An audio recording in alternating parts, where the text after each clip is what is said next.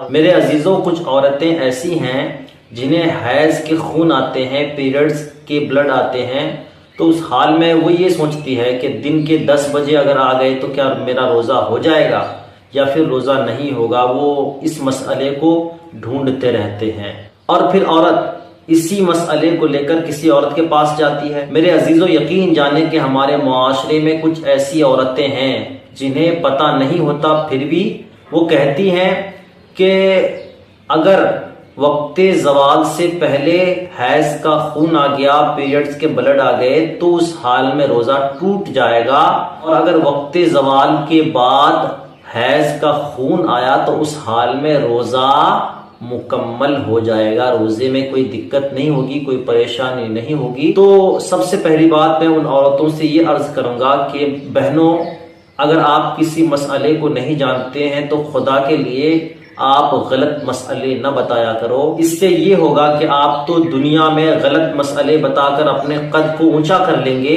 लेकिन फिर अल्लाह तबारक व तआला के सामने जब जाएंगे तो अल्लाह आपको कड़ी अजाब में मुब्तला कर देगा। फ़िक़ह की बातें फ़िक़ह ही में रहनी चाहिए। जिनको मालूमात है वो इन बातों को आगे बढ़ाएं, जिनको मालूमात नहीं है वो इन बातों से बाज आ जाएं। अजीजों, मैं इसकी वजाहत कर देता हूँ।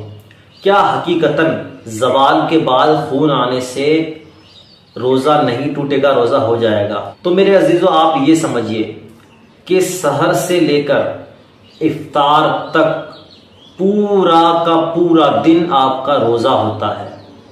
ऐसा नहीं है कि ज़वाल के वक्त से आपका रोज़ा शुरू होता है या ज़वाल के पहले से शुरू होता है, ऐसा नहीं है, बल्कि सहर से इफ्तार तक रोज़ा कहा जाता है। तो मेरे अजीज़ों, चाहे असर के वक्त आए, ज़ोहर के वक्त आए, या 12 बजे आए, 7 बजे आए, जब भी खून आए, खून आते ही, पीरियड्स के टाइम शुरू होते ही उस औरत का रोज़ा टूट जाएगा, और उसी वक्त से ये 3 चीज़ें उस औरत के लिए ममनू कर दी जाएंगी, मना कर दी जाएंगी: रोज़ा करना, नमाज पढ़ना और शौहर के साथ हम बिस्तर होना। मेरे अजीज़ों, वीडियो कैसी लगी कमेंट बॉक्स में ज़रूर बताएं। अगर इस्लामी ताल्लुक से आपके जहन में कोई भी सवाल हो, हमारे कमेंट बॉक्स में कीजिए। इंशाअल्लाह हम उन तमाम सवालों के जवाब आप तक पहुंचाने की भरपूर कोशिश करेंगे।